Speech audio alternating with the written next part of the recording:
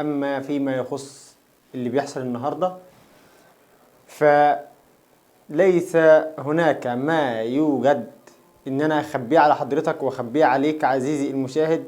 النهاردة كان في لقاء لمنتخبنا الوطني مع المنتخب المغربي في التصفيات أفريقيا لمنتخب مصر أقل من 20 سنة.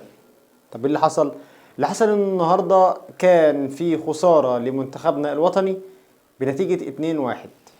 2-1 من المنتخب المغربي.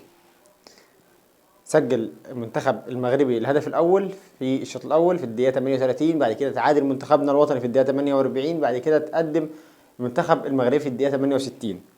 الحقيقة ما يشغلنيش كل اللي حصل ده، يعني خسرنا واركن الخسارة دي على جنب وخلاص كده. ولكن اللي يشغلني أكتر إنه الهدفين بتوع منتخب المغرب جم من أخطاء دفاعية، يعني إحنا كنا في غنى عنها. احنا كمنتخب مصر كنا في غنى عنها، لاعبتنا كانت في غنى عنها، كان في سيطرة معظم اللقاء لمنتخبنا. احنا كنا مسيطرين في معظم اللقاء، ولكن عدم التركيز في بعض الأحيان وصلك انه المنتخب اللي قصادك يفوز عليك.